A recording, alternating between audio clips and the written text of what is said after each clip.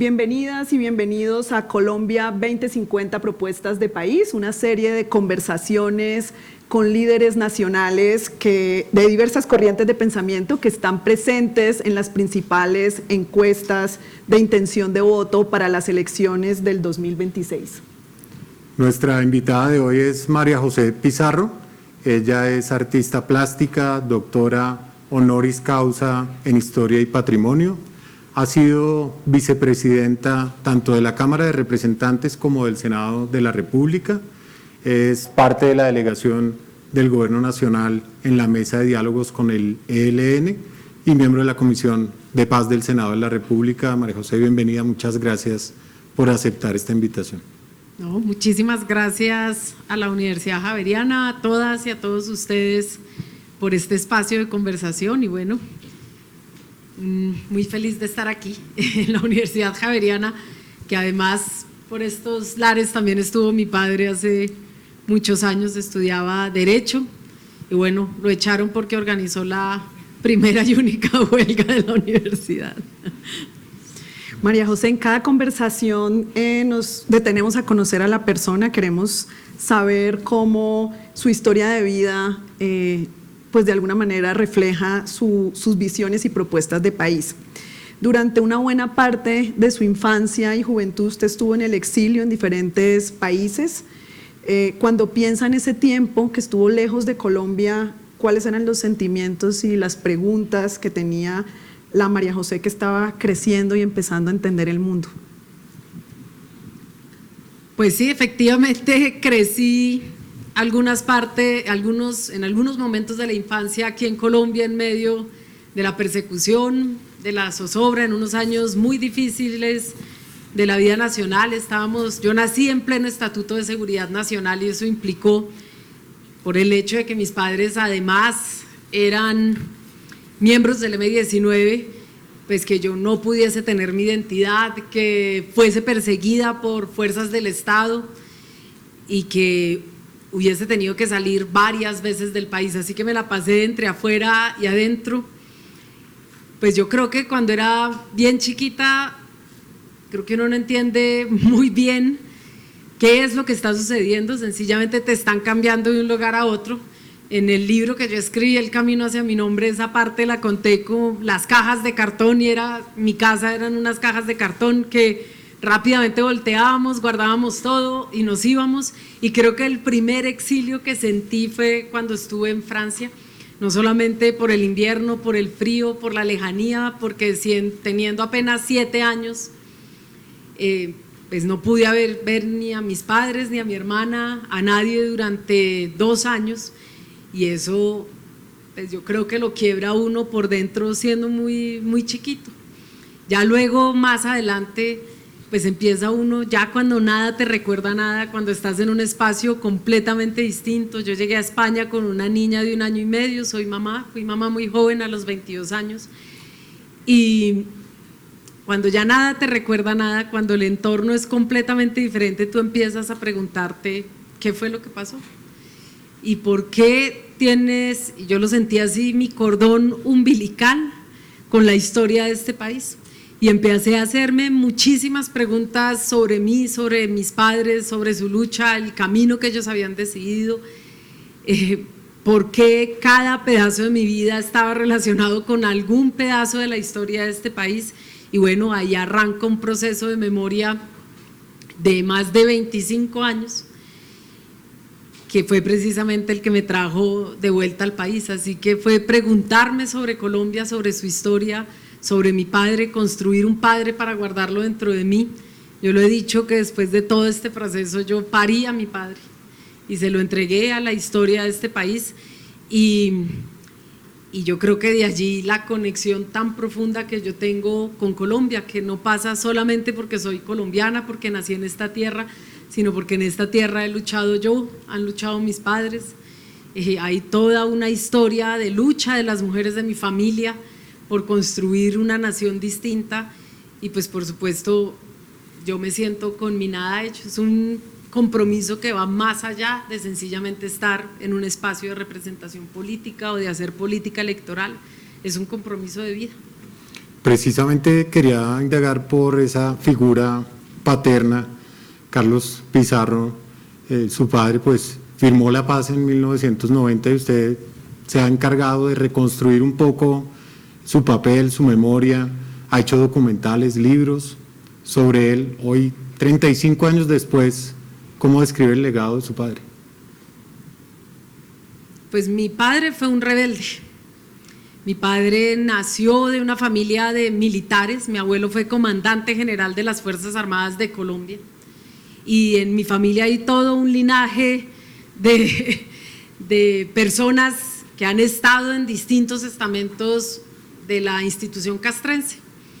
Y mi padre, que nació en un espacio de privilegios, pues se rebeló contra los privilegios de su propia clase. Aquí mismo, lo decía hace un momento, estudió en la Facultad de Derecho, estudió con Ernesto Samper, con Noemí Sanín, con un montón de personas educadas también para hacer poder en este país, y él se rebeló contra todo eso y decidió asumir, como muchas personas de su generación.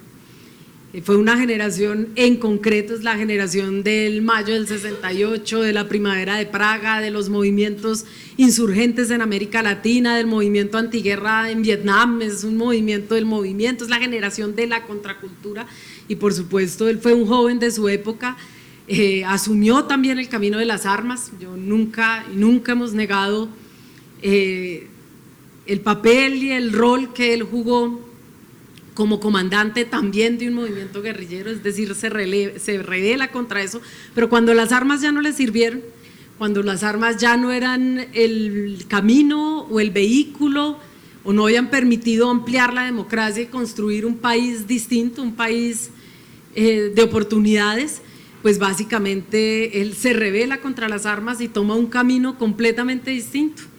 Él asume el camino de la paz, firma el primer proceso de paz exitoso en Colombia y en América Latina, un proceso de paz que fue modelo para la desmovilización de múltiples guerrillas, no solamente en Colombia, sino en otros lugares de América Latina, especialmente en Centroamérica, y las dejó por convicción.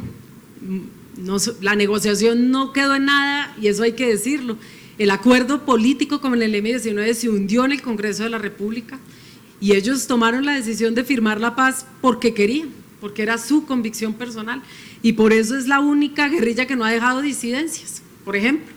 Es decir, fue un proceso de paz exitoso porque ningún hombre o mujer del M-19 volvió a las armas. La mayoría de ellos, la inmensa mayoría, siguieron en el camino de la paz, 35 años, y yo, su hija, nosotros, en vez de armar ejércitos insurgentes o guerrilleros en un país en guerra, pues decidimos también el camino de la paz. Y en un momento en el que Colombia se armaba, surgían los movimientos paramilitares, el narcotráfico empezaba a permear las guerrillas en Colombia, en un momento en el que los carteles estaban en guerra contra el Estado, en un país en el que todo el mundo se armaba en Colombia, ellos se desarmaron y le llevaron la contraria a los tiempos y asumieron un camino completamente distinto. Y eran unos jóvenes, mi padre tenía 38 años cuando lo mataron. Es decir, era casi 10 años menor de lo que soy yo, 8 años menor de lo que soy yo en este momento.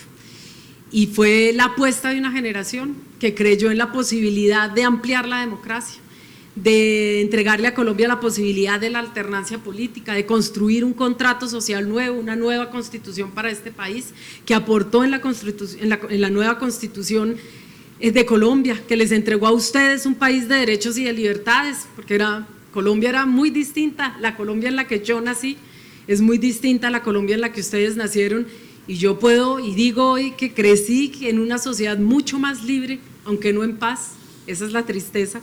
Es decir, hay un anhelo por la construcción de paz que aún no se ha podido materializar, pero yo nací en una sociedad más libre también por la lucha de mis padres, por la apuesta de toda una generación de hombres y de mujeres, algunos desde las armas, otros desde la política, otros desde el sindicalismo, desde distintos lugares, por ampliar la democracia en Colombia. Y yo sé que eso es medio herético que yo lo diga en estos momentos, cuando además tenemos una narrativa en contra, pero yo afirmo que yo soy heredera de la paz. Esa es la herencia que me dejó mi padre, y soy heredera y es más, asumo esa bandera, no solamente la construcción de paz, sino la lucha por una sociedad distinta a la sociedad en la que nacieron padres, abuelos, inclusive en la que nací yo. Yo me siento comprometida que mi hija, que tiene hoy 24 años, seguramente como varios de ustedes o la mayoría de ustedes que estará en los 20, pues puedan crecer en un país de muchísimas mayores libertades. Así que pues, siento que hay un legado inmenso que todavía no ha sido recogido y por eso dediqué 25 años de mi vida a que contásemos cuál es la historia contemporánea de este país, porque no nos la han contado. En el colegio no nos han contado cuál es la historia de este país, a que podamos, digamos, entender no solamente la historia, sino ver al otro de una manera diferente. A nosotros nos han enseñado a odiarnos, a que el otro no tiene ningún rasgo humano que pueda ser rescatado. Y yo creo todo lo contrario. Yo creo que hay que humanizar al otro. Solo cuando podemos humanizar al otro podemos entender sus luchas, sus amores, sus derrotas, sus triunfos, darles un lugar en la historia y nosotros ocupar el lugar que nos corresponde.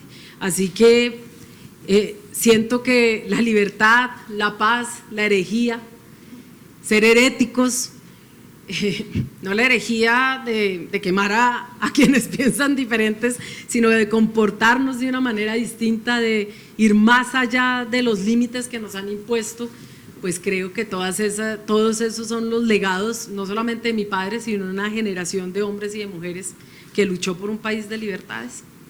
Bien, ahora, yéndonos un poco más a su experiencia más reciente, tiene una mirada única al haber sido parte de la oposición, pero también ahora estar en el gobierno, en el lugar de gobierno, esa mirada que le permite ver ambas caras de la moneda. ¿Qué reflexión le deja frente al ejercicio de la oposición en Colombia hoy? ¿Cómo podemos seguir avanzando en el respeto por las minorías políticas y por la defensa de un espacio de la oposición?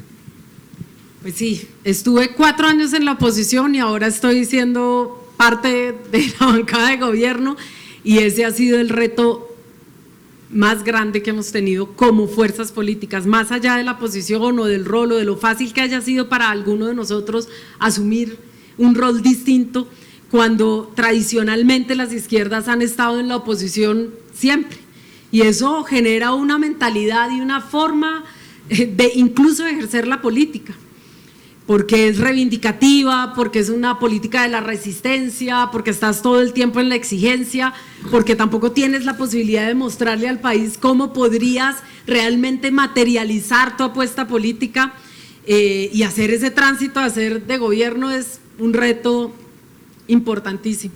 Implica que tienes que ser mucho más dialogante de lo que inclusive creías que podías ser.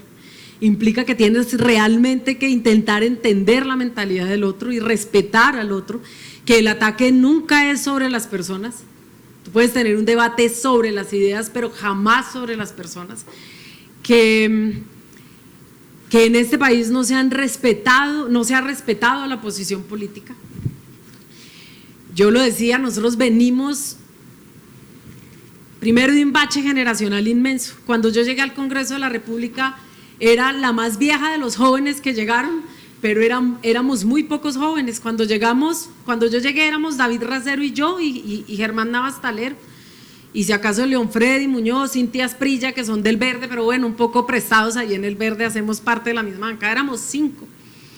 Y dijimos, si nos duplicamos es que hicimos bien nuestro trabajo. Y pasamos de 5 a 30.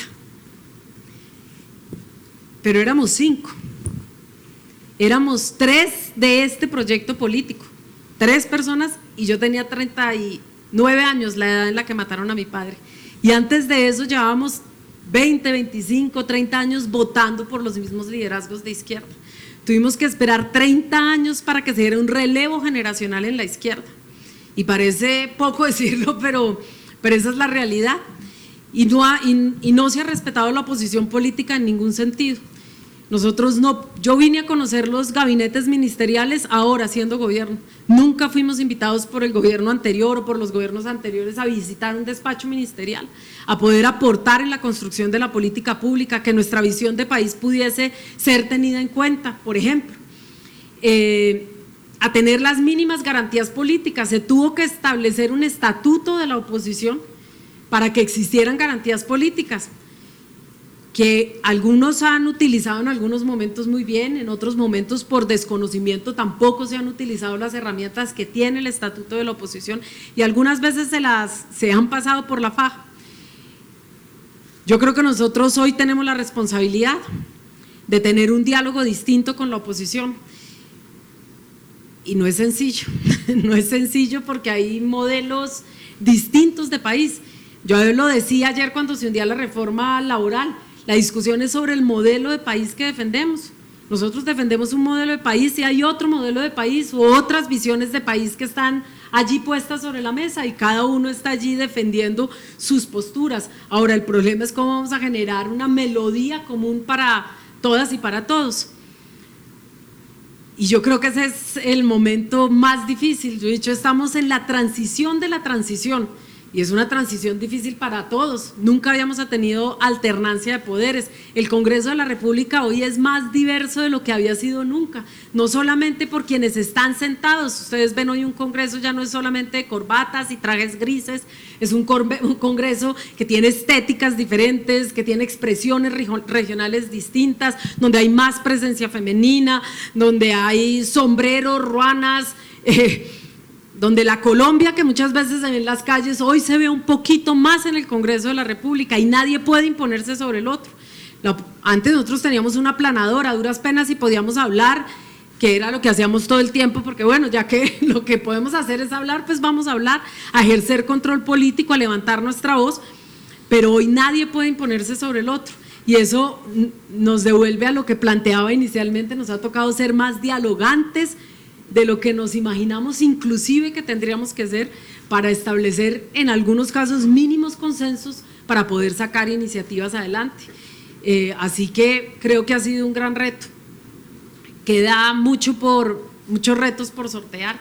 Aún no tenemos el Congreso que deseamos, la democracia que deseamos. Creo que aún estamos, como decía, en la transición de la transición y tendremos que hacer más, digamos, más ligero este proceso de transición para que la transición real hacia una Colombia diferente pueda llegar.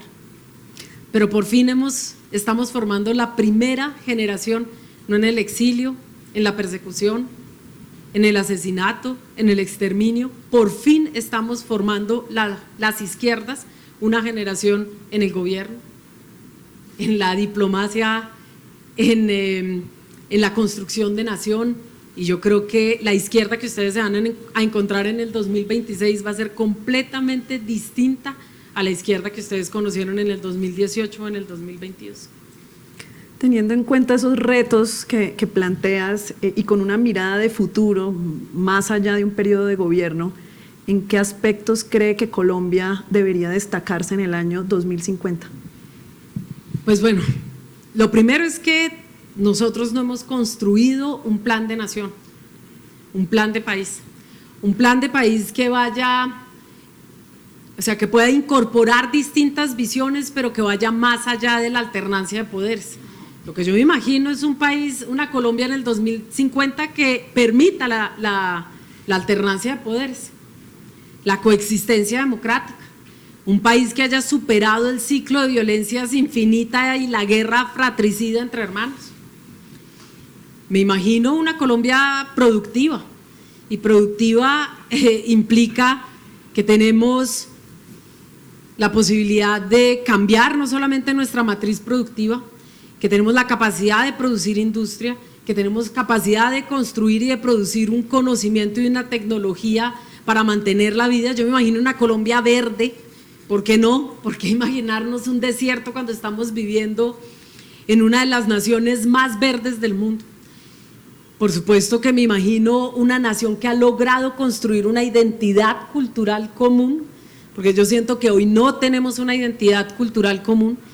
Creo que una nación que haya podido generar un proceso de revolución cultural para que esa identidad pueda emerger, no solamente, digamos, tradiciones culturales, el escudo, la bandera, sino también la música, las identidades, las etnias, inclusive las nuevas estéticas que tenemos y que han surgido en este país, el latinoamericanismo, una nación mucho más latinoamericana.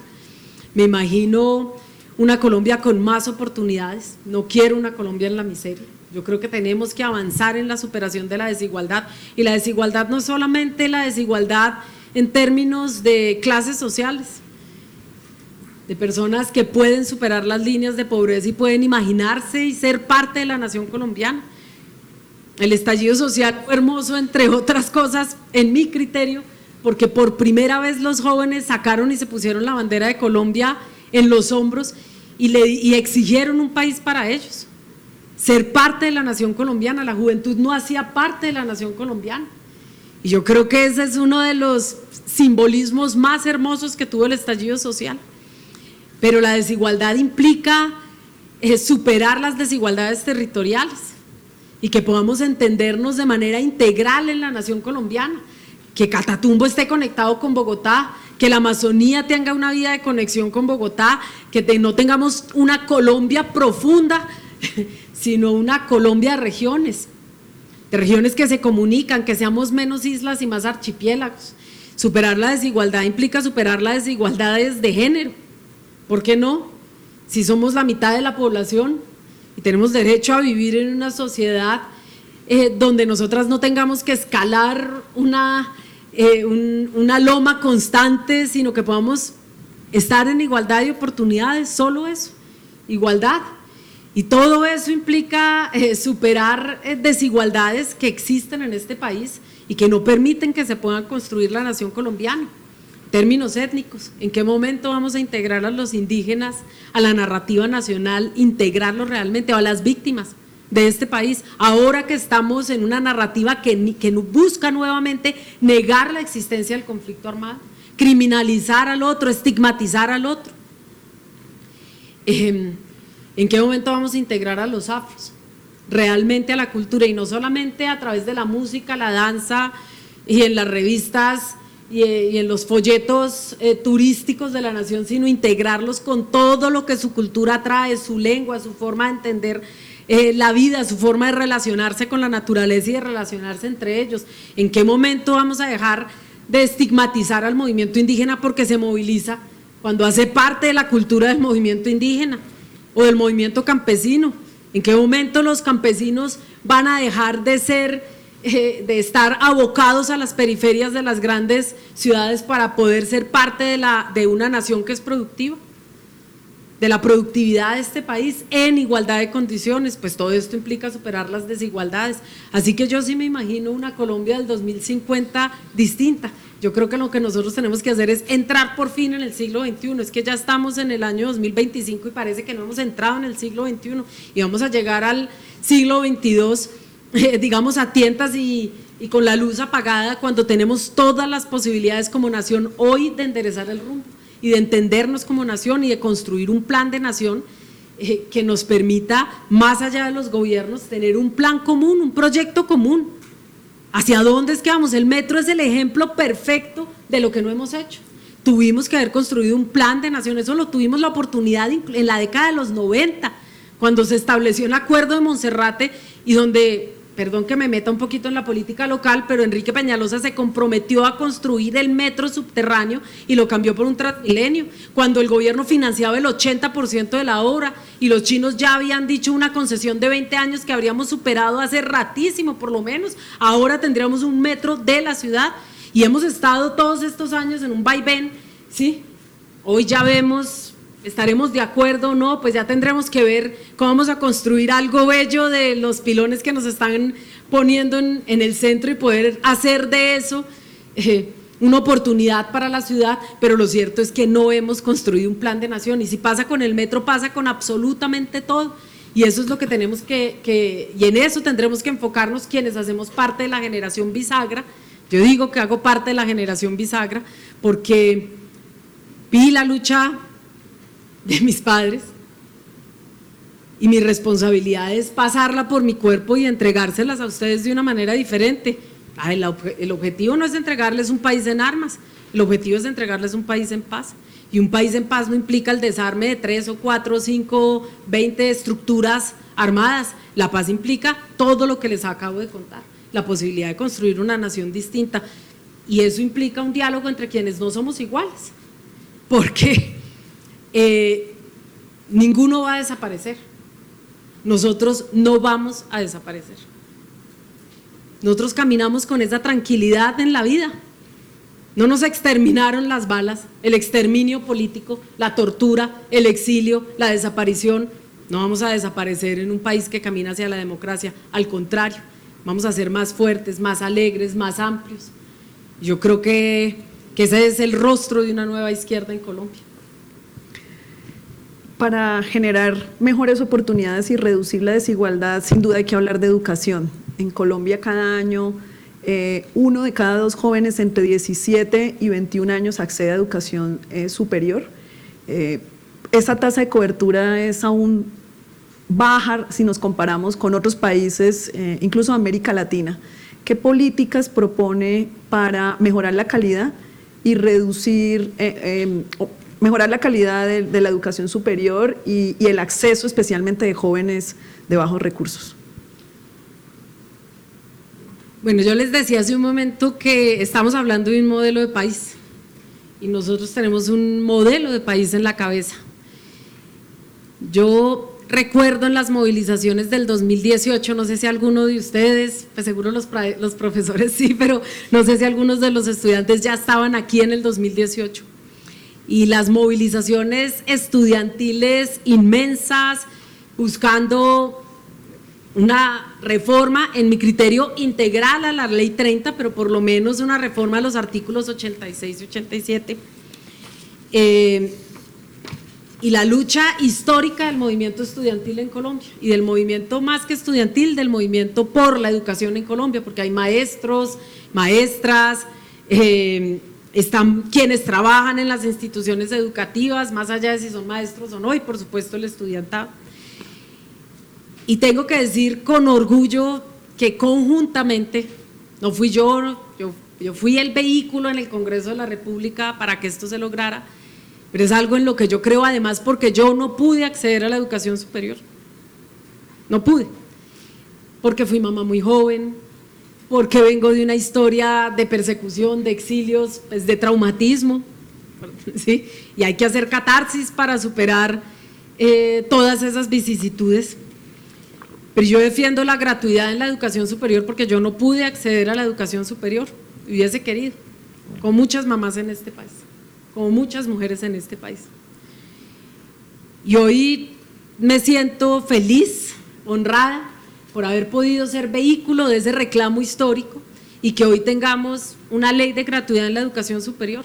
Y les quiero decir que cuando ganamos, y por eso voy al modelo de país, cuando ganamos y nombraron a Alejandro Gaviria como ministro de Educación, fui y le dije, ministro, entré por primera vez al Ministerio de Educación, al despacho, creo que fue de los primeros despachos que pisé, y le dije, yo fui ponente, autora del proyecto de gratuidad en la educación superior en Cámara, pasamos el primer debate en la Comisión Sexta de la Cámara de Representantes y este es parte de nuestras promesas, de nuestros pilares de gobierno, y él nos dijo no, y él me dijo no, esto no hace parte de las prioridades nuestras al frente del Ministerio de Educación.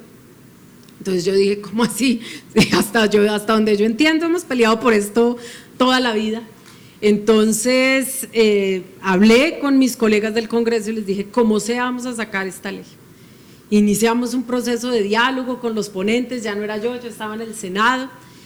Ahí tuvimos distintos ponentes en la Cámara, luego en el Senado, pero lo cierto es que hoy tenemos un 96% de cobertura de gratuidad en la educación en las instituciones de educación superior.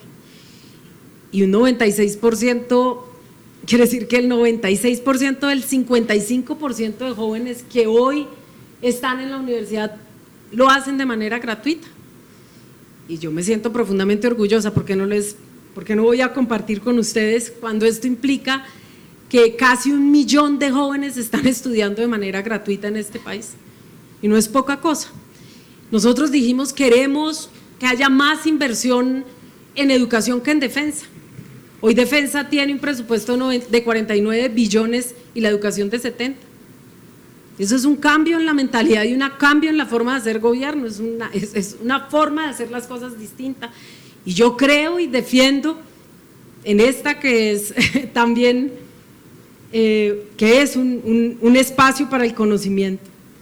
En primer lugar, que para que nosotros podamos construir una sociedad en paz, no solamente tenemos que generar mayores oportunidades para que jóvenes puedan acceder de todos los niveles, puedan acceder a la educación en este país, sino que además lo puedan hacer en sus territorios y no tengan que abandonar sus comunidades, sus territorios, sus regiones para poder acceder a la universidad. Y este gobierno ha aumentado, y yo les voy a poner 3 ejemplos de cosas que yo considero fundamentales para la construcción de paz y para el aumento de la cobertura. El hecho, no sé si ustedes vieron hace unos pocos días, hace unos 15 días, se inauguraba una universidad en Suárez, Cauca. 4.000 jóvenes que van a estudiar y que van a poder estudiar en el Pacífico, en Suárez. Pareciera nada, pero cuando los jóvenes pudieron imaginarse que iban a poder estudiar en un territorio golpeado por la violencia como Suárez, Cauca. En este momento hay 96 proyectos de infraestructura en la Orinoquía y en la Amazonía, de jóvenes que no tienen que dejar sus regiones para poder estudiar y que son zonas geoestratégicas en términos ambientales, pero también golpeadas por la violencia. Y el Catatumbo, en medio de la emergencia hoy se ha destinado una inversión como no se había destinado antes en una emergencia por la violencia. Esto no debería estar sucediendo, pero está sucediendo. No es motivo de orgullo, pero sí es un enfoque diferente en la forma en la que se enfrenta una crisis de orden público como la que estamos viviendo en el Catatumbo, y es que hoy hay una inversión por cuenta de esta declaratoria de emergencia de 284.000 millones de pesos para educación en el Catatumbo, de jóvenes, y es decirle a los jóvenes, mira, hay una alternativa distinta a la banda y al fusil, y ustedes pueden tener unas oportunidades diferentes, y eso implica aumentar la cobertura, y yo creo que hay ejemplos como estos, tienen que reproducirse. Entonces si me dicen cómo me imagino yo la educación, me imagino que los recursos públicos tienen que ser invertidos de manera prioritaria en la educación pública, porque implica más jóvenes en las universidades. Si cambiamos y hacemos una reforma integral a la Ley 30, seguramente podremos superar los problemas de financiación de las instituciones de educación superior pública, y si tenemos un aumento progresivo en la inversión para educación, pues los jóvenes a lo mejor en cualquier región o cualquier universidad pública pueden estudiar en infraestructuras tan bellas como las que tenemos en la Universidad Javeriana. Estuve la semana pasada o antepasada en la Universidad de La Sabana y era una delicia estar allí. Yo dije, no, pues voy a cambiar el Congreso por la Universidad de La Sabana, porque sería maravilloso poder pasar los días en un espacio amable y un espacio verde y un espacio para la construcción del conocimiento, para la construcción de una nueva nación. Y por lo tanto, si hoy tenemos una inversión progresiva y si lo logramos de aquí en adelante, pues muy seguramente podremos avanzar en cobertura, podremos avanzar en calidad. Si tenemos un Congreso que realmente represente los intereses de la gente, pues podremos mantener esa inversión histórica en educación, pero además podremos ofrecer unas alternativas distintas, como por ejemplo una reforma que yo considero que sí es necesaria, que es una reforma a la Ley 30, no solamente al artículo 86 y 87, sino una reforma integral a la Ley 30. Así que esa es la propuesta, no solamente lo que estamos logrando, sino profundizarlo muchísimo más y no quedarnos en un revés cuando podemos construir y mirar hacia adelante. Bueno, le propongo que cambiemos de sector, de educación, nos pasemos a salud. En salud hay una situación que a muchos les preocupa por diferentes razones, pero el sistema en este momento le debe unos 20.000 billones a los hospitales y clínicas. Se ha incrementado un 55% los reclamos y las quejas a la Supersalud. ¿Cómo se imagina un sistema futuro en Colombia equitativo, incluyente, pero también sostenible?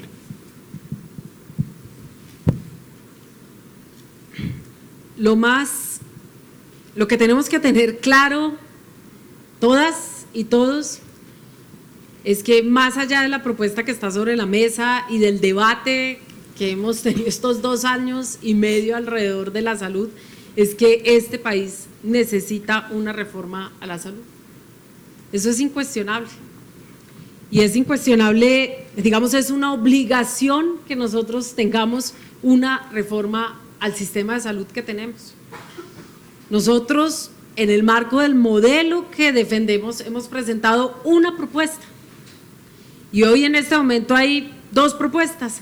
Una que es volver a mantener el modelo que tenemos tal y como está. Y la otra es generar un modelo distinto. Pero lo cierto es que los colombianos y las colombianas merecemos el mejor modelo de salud posible. Y hoy no tenemos el mejor modelo de salud posible. Y más allá de los mitos, yo el otro día estaba en un taxi, la semana pasada hablando con el taxista, y él me decía, vea, es que no solamente es la preocupación por no poder acceder a las medicinas, por ejemplo, sino que además me decía, ya me están cobrando la mitad de la cita. Y yo le decía, ¿ya le están cobrando la mitad de la cita, de la cita médica? Me decía, bueno, no, pero es lo que me van a hacer con la reforma a la salud. Y entonces hay toda una serie de mitos y de desinformación que también está corriendo por allí. Yo entiendo que tiene que haber un debate social sobre la necesidad de avanzar en una reforma a la salud,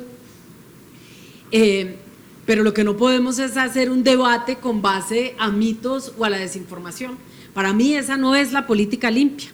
Y yo creo que tenemos la oportunidad de recoger lo que ha estado allí sobre la mesa, recogerlo, aclararlo, pero definitivamente sí hay que plantearle a la sociedad que necesitamos una solución definitiva. Si me preguntan, ¿qué creo yo? Por ejemplo, hay pilares. Yo no he entrado a discutir la reforma a la salud porque pues estamos hace 2 años y medio esperando que el Senado pueda debatir por fin la reforma a la salud, pero lo cierto es que hay algunos pilares que están propuestos en la reforma que nosotros hemos puesto sobre la mesa, que incluso reconocen o que han sido casos de éxito en países nórdicos o en países de la OCDE. Pero hay unos elementos que yo quiero rescatar más allá de lo que tenemos que solucionar. Lo primero, la primera discusión sobre la mesa, ¿cómo es posible que 95 billones de pesos que se entregan a las EPS hoy no tengan la más mínima auditoría? Yo no creo que eso sea responsable ni fiscal, y además si comparamos la calidad del servicio que está recibiendo la gente. 95 billones de pesos que hoy no tienen la más mínima auditoría. Y que tienen que tener una auditoría. ¿Cómo es posible que el Estado colombiano pague para que todas las mujeres se hagan una mamografía y se hagan los hombres un examen de próstata y a la mayoría de las mujeres no les hagan una mamografía? Y que las mujeres, no solamente en la periferia del país, sino inclusive en la periferia de la ciudad, no puedan hacerse una mamografía, o que tengan que atravesar la ciudad para poder acceder a un servicio de pediatría con sus niños, porque la mayoría de las instituciones pediátricas de esta ciudad están en el norte de Bogotá y no en el sur de la ciudad.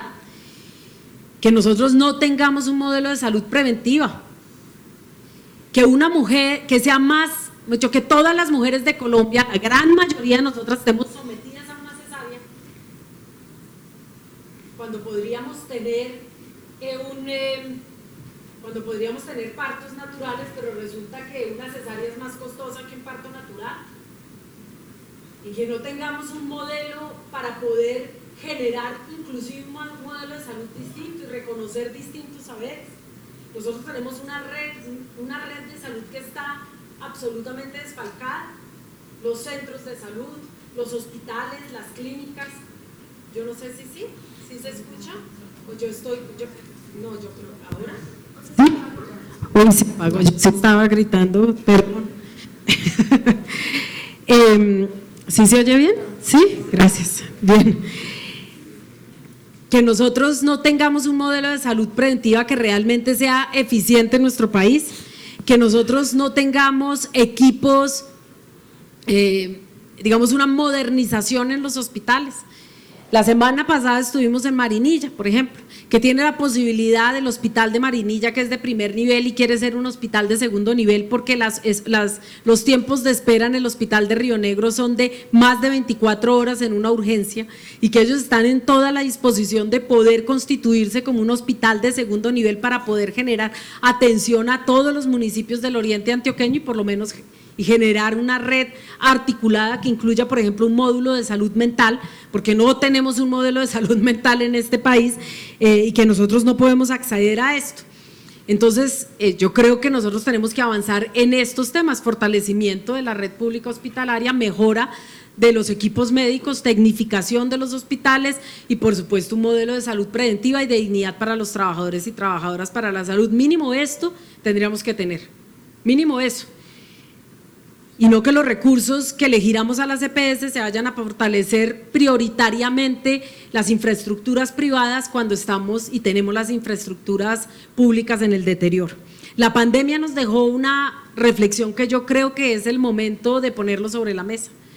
Nosotros no tuvimos la capacidad de producir vacunas porque no tenemos plantas para la producción de vacunas en este país. Aquí Sinovac está produciendo una en una alianza con Bogotá en algún punto del occidente de la ciudad.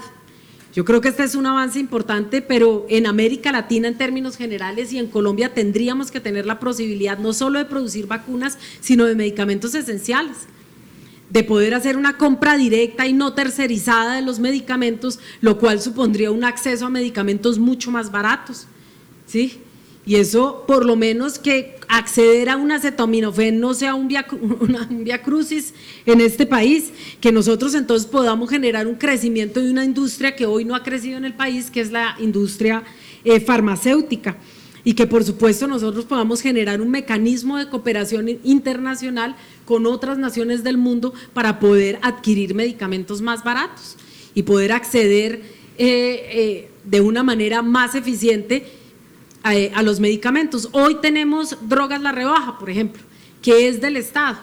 ¿Por qué las EPS, y algunas lo han planteado, Cruz Verde ha dicho nosotros estamos dispuestos a hacer un tránsito, a ser gestores de salud, y ser gestores de salud es que yo me enfoco en poder prestar el servicio de salud, en poder no solamente ser una empresa y un enfoque mercantil, sino que nosotros podamos generar un tránsito hacia un modelo de salud diferente para poder reducir la intermediación, en el caso concreto de la venta y la distribución de medicamentos. Yo creo que aquí hay algunas ideas que no se han puesto sobre la mesa, que por supuesto algunos de estos elementos están en la reforma a la salud, algunos pues por supuesto sobre ellos tendremos que avanzar, pero lo cierto es que hoy no hemos podido dar la discusión sobre la necesidad de la obligación que tenemos como país de generar un mejor sistema de salud posible.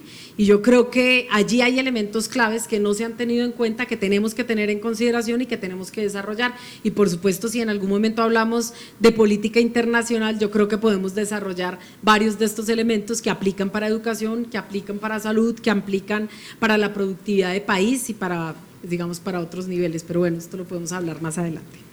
Hablemos de mercado laboral. En Colombia el 58% de los trabajadores están en la informalidad, es decir, que no tienen acceso a seguridad social ni estabilidad en el empleo. ¿Cuáles son las políticas que usted propone para reducir la informalidad y mejorar las condiciones laborales de algunos trabajadores? Bueno, lo primero es que, y la premisa sobre la que tenemos que dar esta discusión es que precarizar o la informalidad no se resuelve precarizando el empleo. No vamos a solucionar la informalidad si tenemos cada vez más trabajadores precarizados. No lo vamos a solucionar de esa manera. Ese fue el modelo que nos plantearon con la Ley 100, y lo cierto es que después de, eso fue en el 2002, estaríamos hablando de 23 años de la Ley 100, no se produjo más empleo en este país, y hoy somos uno de los 5 países donde se trabaja en las peores condiciones. Es decir, hemos precarizado el empleo y eso no se tradujo en menos informalidad.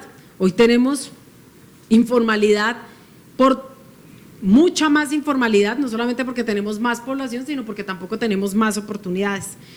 Y aquí yo quiero detenerme en el hundimiento de la reforma laboral, porque sucedió hace unos días, porque no se pudo discutir, porque se niegan verdades sobre la reforma laboral, que es una oportunidad para poder aclararlas.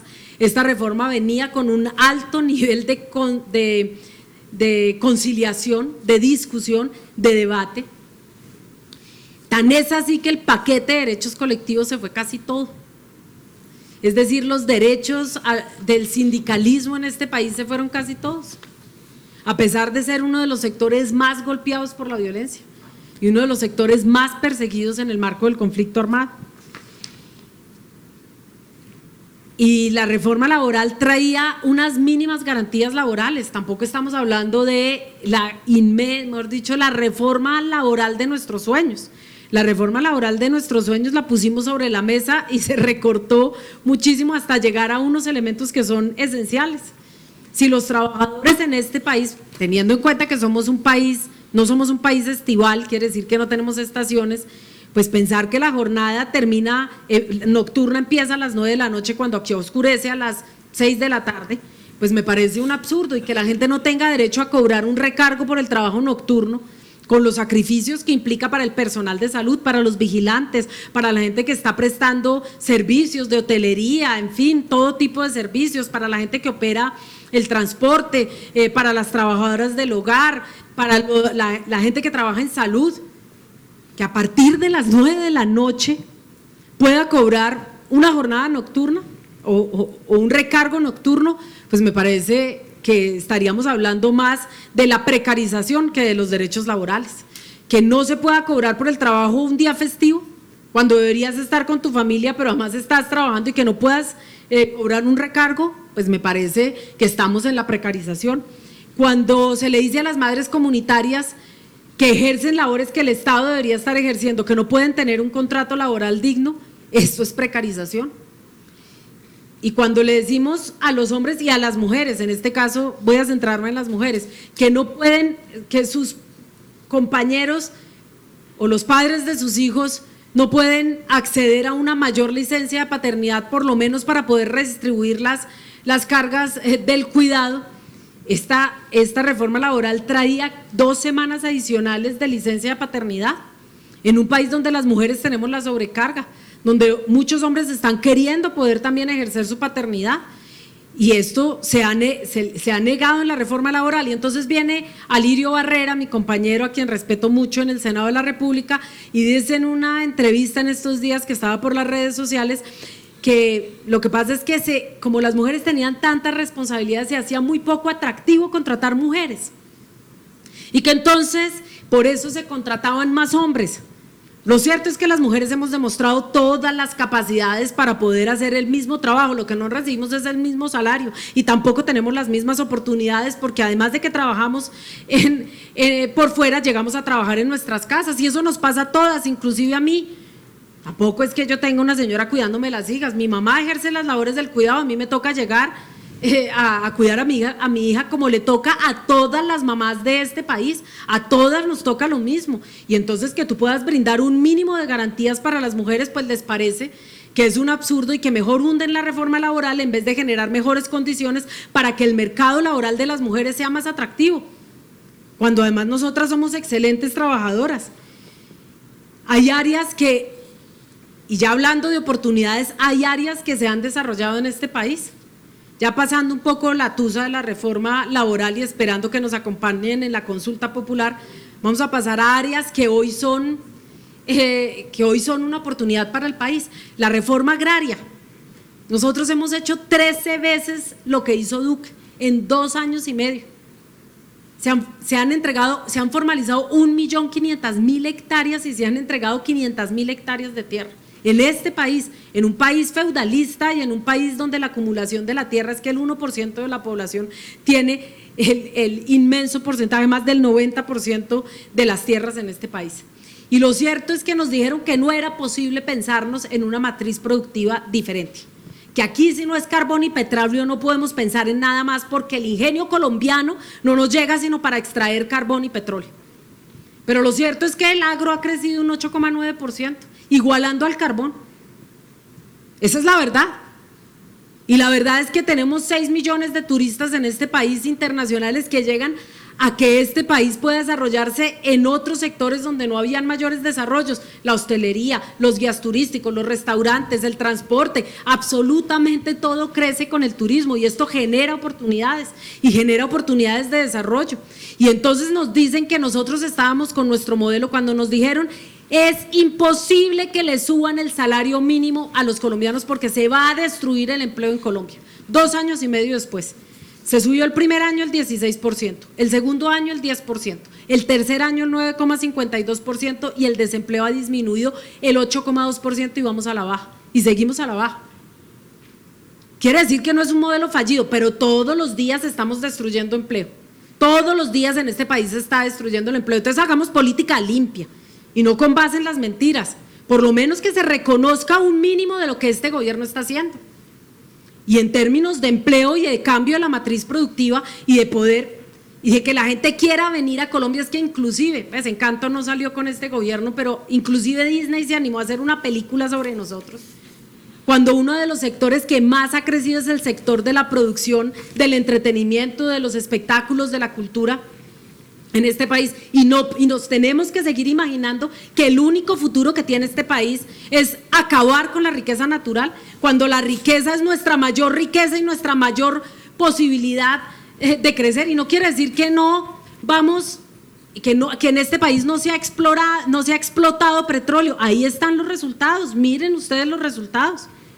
Lo cierto es que nosotros podemos imaginarnos una matriz y podemos proponerle al país una matriz de producción diferente. Lo siguiente, sí queremos más empleo y sí queremos más empleo formal, pero también necesitamos que se pueda simplificar la posibilidad de la formalización laboral, y eso implica no solamente la formalización de empleados, sino la formalización de empresas. Crear empresas en este país es un vía crucis, no en este gobierno, siempre. Pregúntenle a todos los emprendedores, las familias, la gente que se imagina un pequeño negocio, pues ahora los pequeños, todo es emprendimiento, pero a ver si pueden formalizar el negocio de la arepa o el negocio de la empanada o la miscelánea, a ver qué tan fácil es. Y entonces claro que la gente se queda en la informalidad, no solamente la informalidad del trabajo, sino la informalidad en la posibilidad de que se formalicen las empresas en un país donde la mayoría de las empresas son empresas micro, pequeñas y medianas empresas.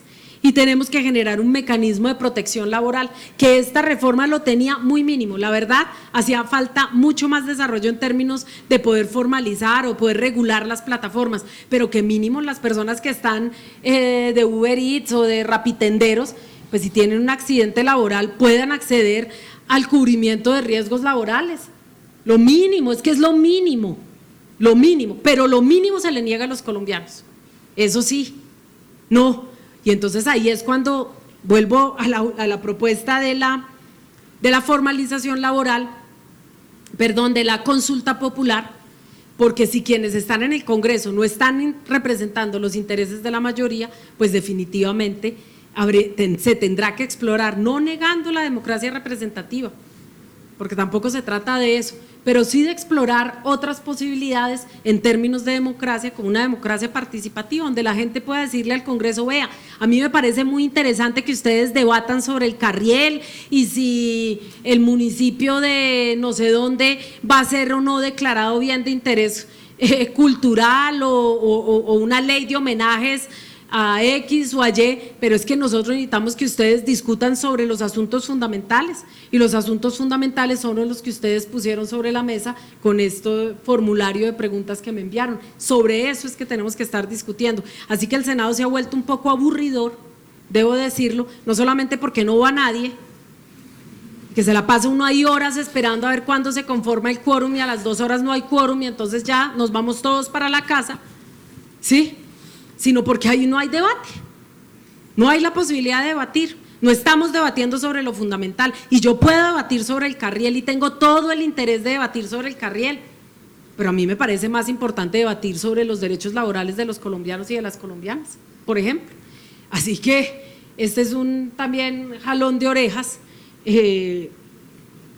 un jalón de orejas, pero también un llamado de atención para que entendamos el ejercicio de la representación de una manera también distinta. ¿Y qué le debemos exigir a quienes están allá representándonos? Yo pues estoy allí.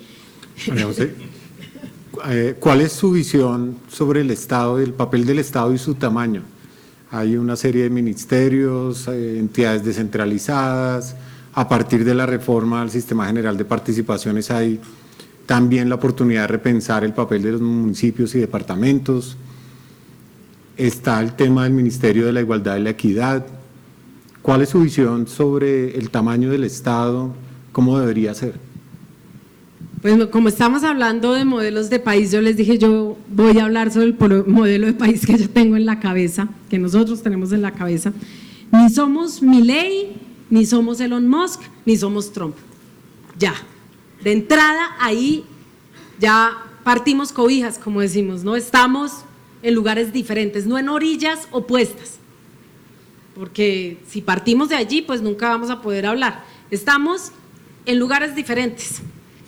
Para mí el problema no es el tamaño del Estado y menos en un país donde el Estado no ha sido presente, donde la mayoría de los territorios de este país no han sentido el Estado. Mínimo, hagamos que el 100% de la población siente que tiene un Estado accesible.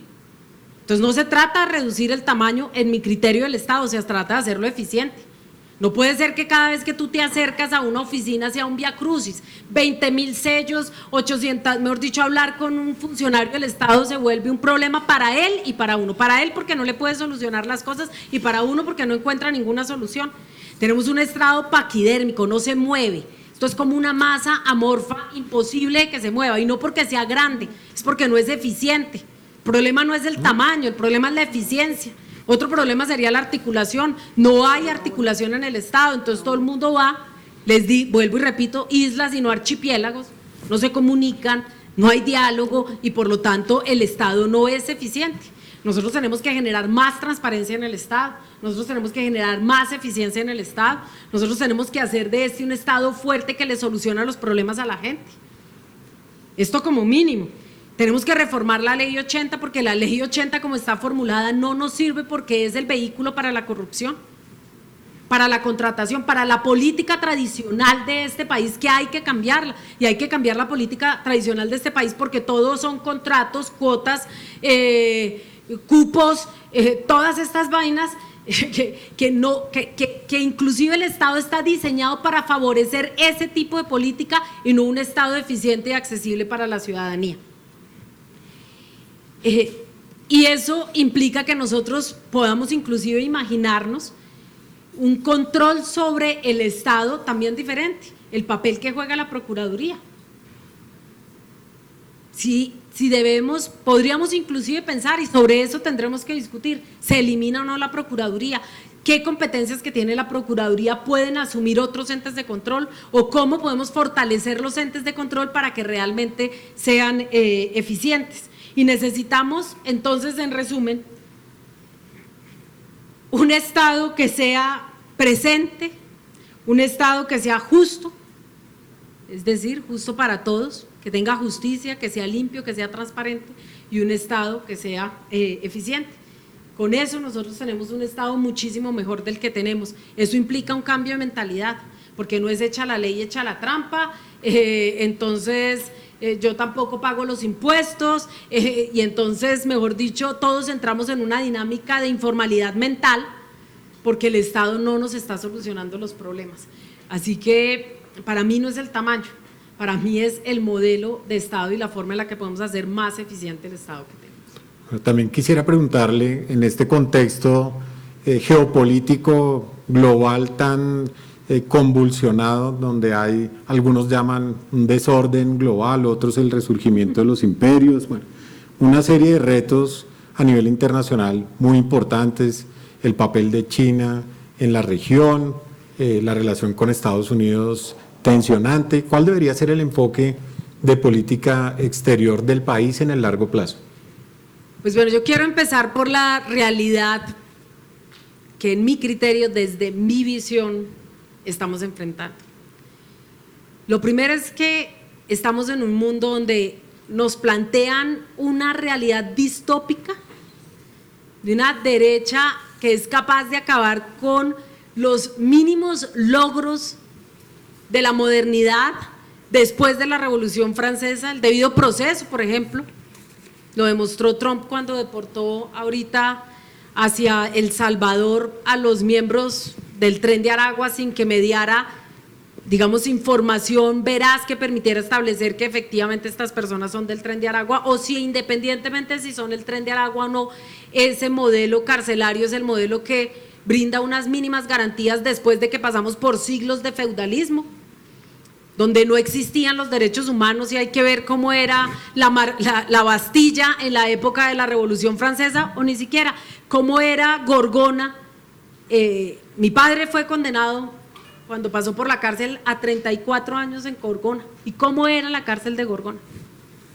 ¿Quiénes llegaban a la cárcel de Gorgona?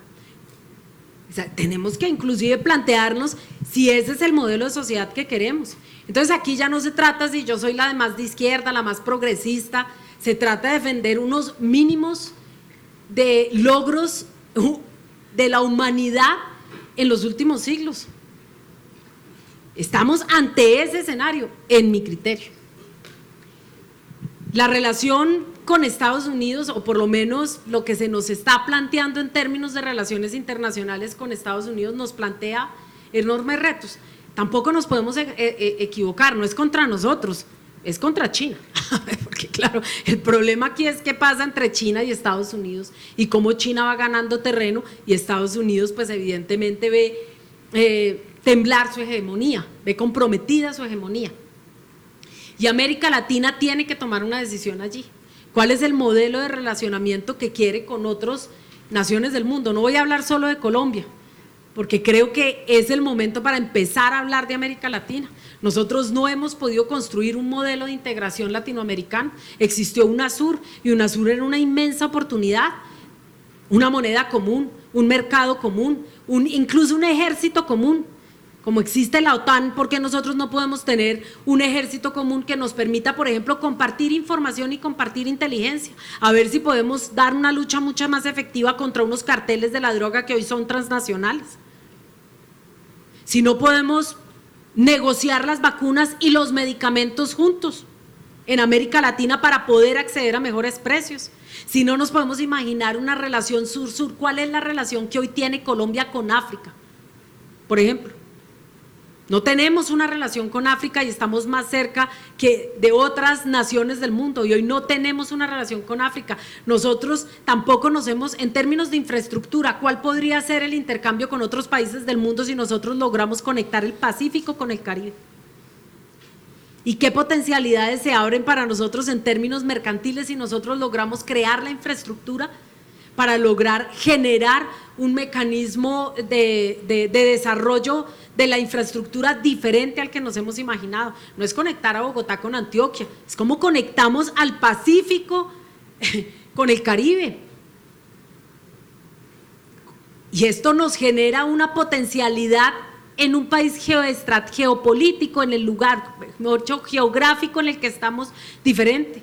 ¿Cuál va a ser nuestra relación con China? La réplica exacta de la relación que tuvimos con Estados Unidos desde que somos un país independiente, o nos podemos imaginar una relación distinta con China que tenga unas potencialidades, que tenga unas miradas diferentes. Si hablamos del multilateralismo, que hacia allí tendríamos que ir. Yo les tengo que contar, estuve visitando a Dilma Rousseff, que es la presidenta del nuevo Banco de Desarrollo, que es el Banco de los BRICS. Estuvimos hablando. ¿Y por qué Colombia no puede imaginarse entrar a los BRICS? Por ejemplo, Brasil está en los BRICS. ¿Qué implica para Colombia poder acceder a un mecanismo de crédito distinto al mecanismo, a las tasas de crédito que nos ofrece el Fondo Monetario Internacional?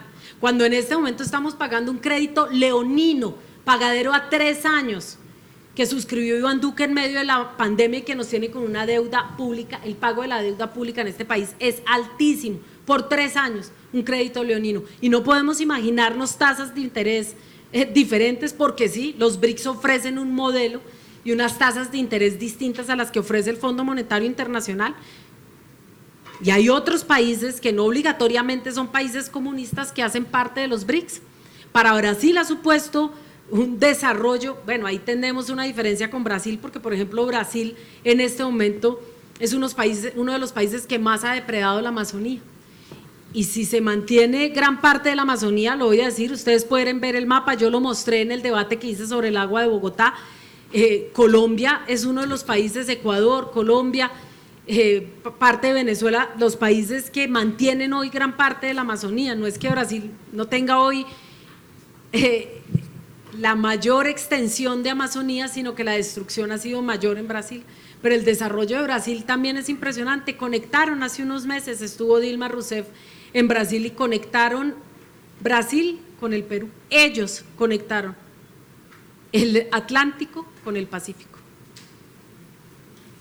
Y son uno de los países que tienen un mejor desarrollo en América Latina. Así que tenemos que pensar sí en la cooperación sur-sur, en el multilateralismo, en la forma en la que nosotros nos vamos a relacionar con otras potencias del mundo, que no solamente es Estados Unidos, es Europa, es China, en la forma en la que nosotros vamos a mirar hacia Oriente, porque hoy existe Oriente en el mapa y no solamente porque sea el modelo de superación de la pobreza más efectivo. Yo no soy pro China, pero hay que admitir que China en 20 años sacaron de la pobreza 400 millones de chinos en un modelo diferente, y eso hay que mirarlo a ver si nosotros encontramos ya ideas para inclusive poder nosotros superar la desigualdad, pero además pasa por intercambios culturales.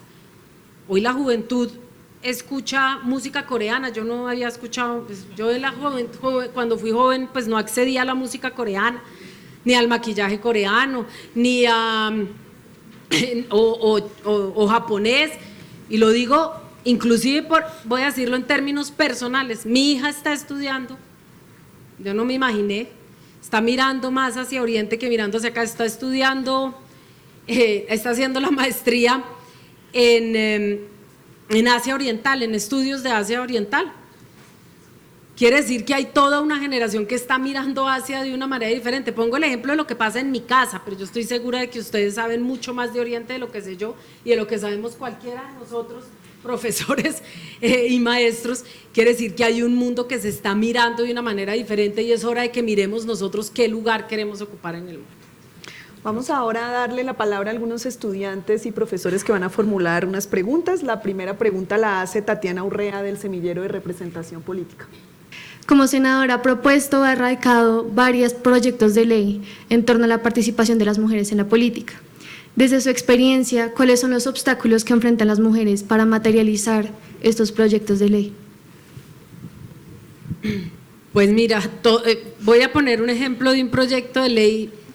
No lo hice pensando en mí solamente, quiero decir, también pensé en los obstáculos que yo he tenido que sortear, pero uno de los mayores obstáculos es la violencia política contra las mujeres. Nosotras hoy no contamos con ninguna herramienta para poder hacer efectivos nuestros derechos y poder superar una violencia que tiene distintas aristas. Es psicológica, es simbólica, es sexual, es económica, digamos, tiene distintas aristas, y ahí podremos analizar el proyecto de ley, que ya no es un proyecto, que ya estamos a puertas de que sea ley de la República. Y me voy a detener 3 segundos por una cosa. Logramos con muchísimos esfuerzos que entendiéramos primero qué es violencia política contra las mujeres y qué se diferencia de cuando es violencia política en un país donde la violencia política se ha ejercido de distintas maneras y lo hemos sufrido todos por igual. Pero cuando se ensaña contra las mujeres, y les voy a poner un ejemplo que puse cuando estaba discutiendo el proyecto de ley, una concejal de Florencia, animalista del Partido Verde. Ella dijo en una sesión, el presidente, si no estoy mal, del Consejo de Florencia, le dijo un poco como: ay, usted no diga eso, parece enamorado de mí. Ella llegó a la casa y el marido le dio una tunda que casi la mata, la dejó en el hospital. Eso es violencia política contra las mujeres, y a eso se ven enfrentadas las mujeres en el territorio. Y tuvimos un aumento de más del 80% de la violencia política ayer en las elecciones de aquí del 2023. 80%. Más casos reportados de violencia política contra las mujeres. Y no tenemos una herramienta. no existía en el ordenamiento jurídico colombiano y nos demoramos, la Corte Constitucional se demoró un año largo en el control constitucional. No solamente fue lograr sacarla en un año del Congreso de la República, porque eso era un acto legislativo, era una ley estatutaria, perdón, sino que además en la Corte Constitucional se demoró un año en control constitucional. Ahorita estamos casi que rogando para que por favor la Secretaría del Senado la pase a presidencia para que a ver si por fin el presidente la puede sancionar y para las próximas elecciones o para ya mañana ustedes que hacen parte de instancias estudiantiles en las universidades tienen herramientas para que se erradique también la violencia que viven ustedes al interior de las universidades, por ejemplo, pero sucede en las corporaciones, sucede al interior de los partidos. Eso y otra ley que es, mejor dicho, por eso inició mi discusión con J.P. Hernández, el senador Jonathan Pulido, inició porque yo defendía la ley de paridad que se había acumulado con la ley de reforma política. La ley de reforma política, yo estaba de acuerdo en que se hundiera, sobre todo después de todas las orangutanes, micos, como le digan, le habían puesto a la ley, pero lo cierto es que la ley de paridad la habían acumulado. Hemos ya presentado la iniciativa varias veces y no hemos podido garantizar que tengamos paridad en la representación. Y dirán, pero ¿por qué la paridad? Por una sencilla razón, porque cada vez que hay más mujeres nuestras agendas están más presentes. Y esto no es una cuestión de feminismo, de si soy yo más o menos feminista. Yo creo que las mujeres tenemos derecho a la igualdad, se los expuse al principio, a tener, no se trata de ventaja, no, se trata de poder acceder a la igualdad y lo cierto es que somos la mitad de la población y nuestras agendas no hacen parte de las discusiones en los espacios de representación, solamente hacen parte o cada vez harán más parte entre más mujeres tengamos. Y lo cierto es que tenemos una sociedad que es violenta contra nosotras. Nosotras vivimos la violencia, todas nosotras. Yo quiero que levanten la mano las mujeres que no han pasado por un solo episodio de violencia, de acoso, de abuso sexual, por ejemplo, en su vida. Todas hemos pasado por ahí, todas hemos sido abusadas cuando éramos niñas, tocadas. Sufrimos el abuso, el acoso, la violencia en nuestras casas, cuando salimos de la casa en las calles, entonces nos subimos al Transmilenio y nos cogen las nalgas y nos restriegan todo, llegamos al trabajo y entonces no nos pagan lo mismo por el trabajo que hacemos y lo sufrimos siendo niñas, siendo adultas, siendo mujeres, pues sí, ya cuando uno está mayorcito no sufre tanto de acoso sexual en la calle, pero lo cierto es que lo sufrimos en distintos niveles. A mí me han propuesto, antes cuando era una trabajadora en la hostelería, porque fui empleada del hogar, trabajé limpiando casas, cuidando niños, le dicen a uno, bueno, yo la promuevo en el empleo, pero ¿usted qué va a hacer? Y todas hemos pasado por ahí, y lo digo como mi experiencia personal. Pero cuando hablo de mi experiencia personal lo pongo en mí, pero sé que cada una de ustedes o lo ha sufrido o lo va a sufrir. Y eso no puede ser en una sociedad que supuestamente es una sociedad moderna.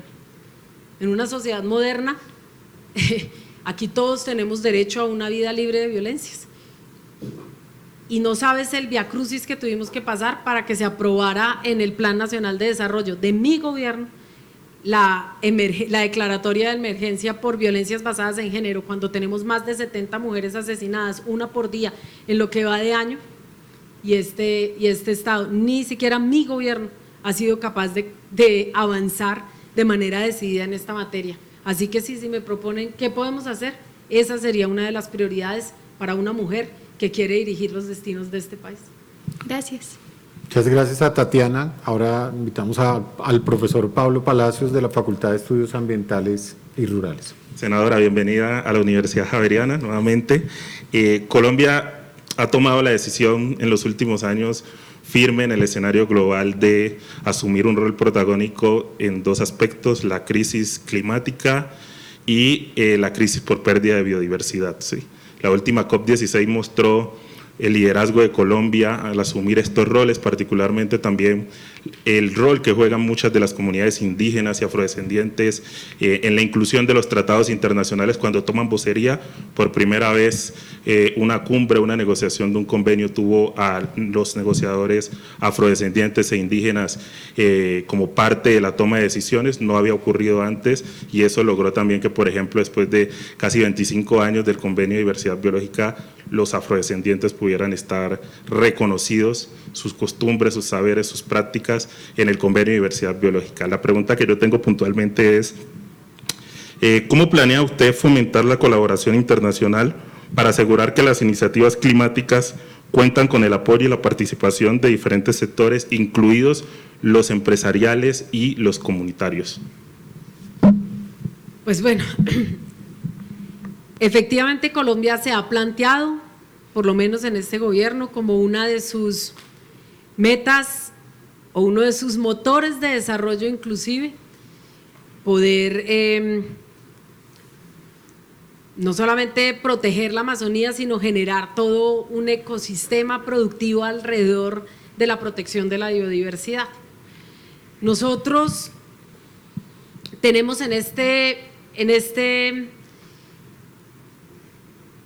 nosotros tenemos que generar una discusión que nos supere como nación solamente. Yo creo que nosotros hemos puesto la discusión y la discusión sobre la mesa. Ahora,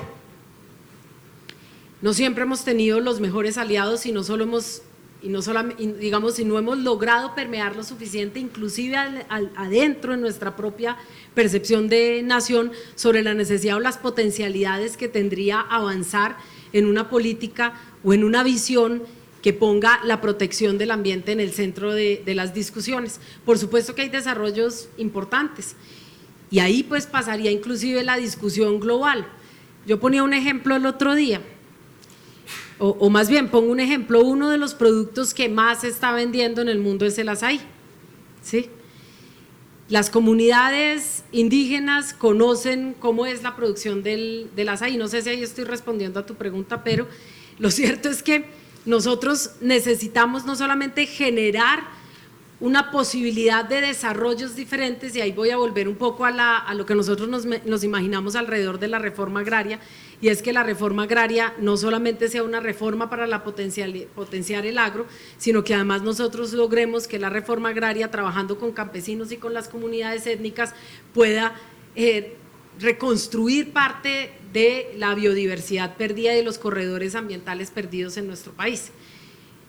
Pero no, yo me perdí, quiero que me repitas la última parte de la pregunta porque si no te voy a responder cualquier cosa y prefiero que me la repitas, por favor, para no perderme. No, particularmente es en un potencial administración, ¿cómo planea usted ejercer ese liderazgo que Colombia ya mostró en el relacionamiento internacional y que eso promueva la inclusión de sectores empresariales y comunitarios? Bueno, no estaba tan perdida. Entonces, bien. Lo primero es que sí creo que la reforma agraria es una potencialidad y creo que es una potencialidad en nuestro país porque nosotros podemos establecer y hacer de las comunidades realmente comunidades comprometidas y además motores para el desarrollo de la restauración ambiental en nuestro país. Parte de las discusiones que se tenían, por ejemplo, es si las comunidades étnicas o el modelo podían ser ellas guardianas y promotoras de la protección ambiental de sus territorios. Ellas lo han demostrado durante décadas, pero parece que aún no se entiende el papel que han cumplido las comunidades étnicas en el país en materia de protección ambiental. Y lo mismo sucede con las comunidades campesinas. Todos nos imaginamos que los campesinos, bueno, van, cortan la hojita y cortan todo y van cortando todo por ahí, como si no tuvieran ningún conocimiento desarrollado a lo largo de años y años de experiencias para la protección ambiental. Parte de lo que está sucediendo en esta ciudad y parte del compromiso que nosotros deberíamos esperar, inclusive los grandes conglomerados empresariales, es que no vean esto solo como una responsabilidad social, es decir, que parte de lo que tienen lo dejan pues, para que se siembren unos árboles, unas hectáreas de árbol y para algún proyecto comunitario de desarrollo, sino todo lo contrario, que ellas puedan establecer un relacionamiento y deban establecer un relacionamiento distinto con las comunidades con las que trabajan o con las que no trabajan, porque muchas de ellas no trabajan con las comunidades. La mayoría de las empresas, pues básicamente llegan, tienen un mercado allí, siembran, no sé, hectáreas de palmas, hectáreas de plátano, y luego tienen algún proyecto social con la comunidad como para sentir que les están retribuyendo algo y no estamos generando alianzas reales. Entonces aquí tenemos en la reforma agraria una potencialidad, tenemos en las alianzas público-populares otra potencialidad, y tenemos que generar casi que alianzas comunitarias, no sé cómo sería el nombre, pero algo así como privado, comunitarias, para poder establecer también relaciones directas y mucho más horizontales entre las comunidades donde estas empresas están operando.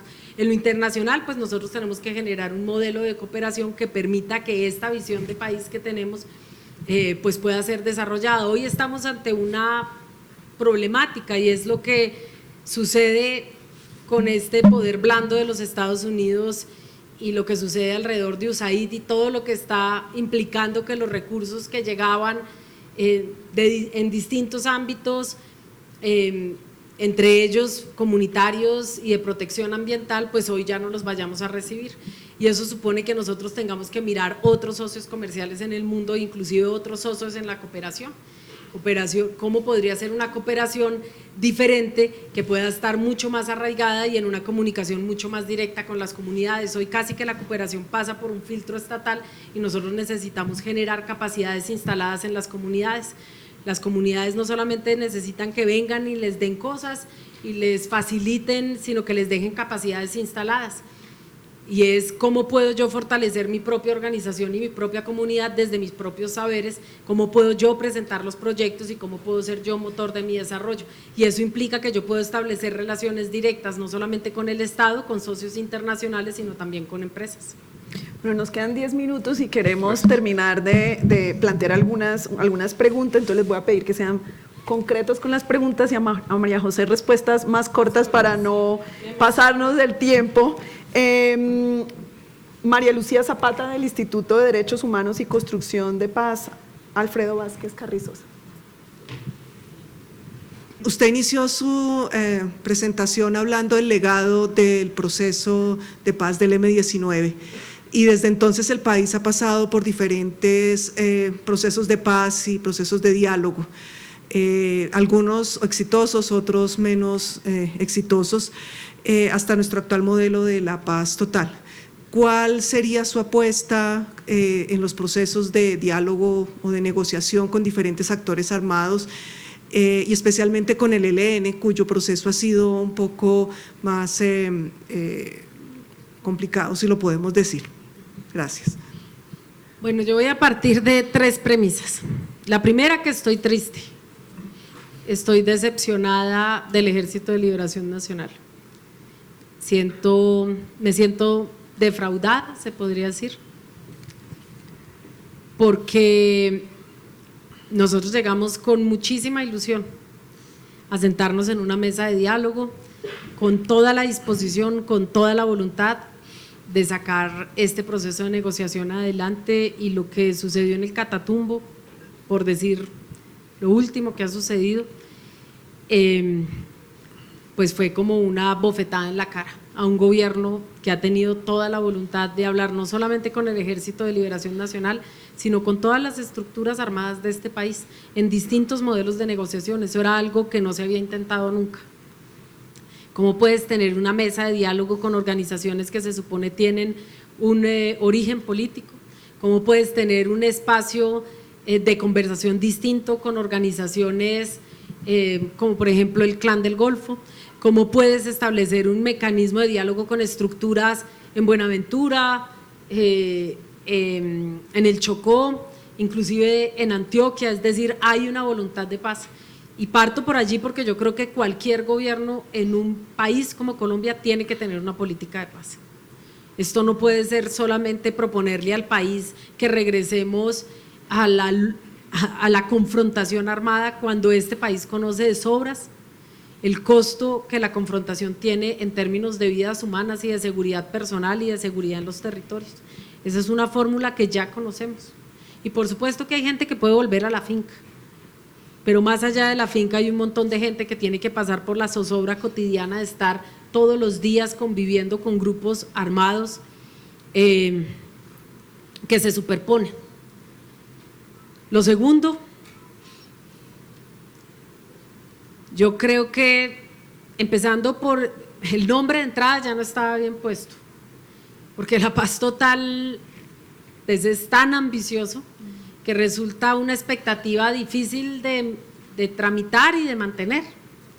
Es como, vamos a conseguir la paz total cuando nosotros tenemos corporaciones de la droga internacionales con presencia en nuestro país y que estamos entrando tristemente, y eso es porque este Estado no ha entendido que cada vez que se incumple un proceso de paz nosotros entramos en un proceso de violencia cada vez más degradado y era lo que nosotros queríamos evitar, entrar en el tercer ciclo de la violencia en Colombia.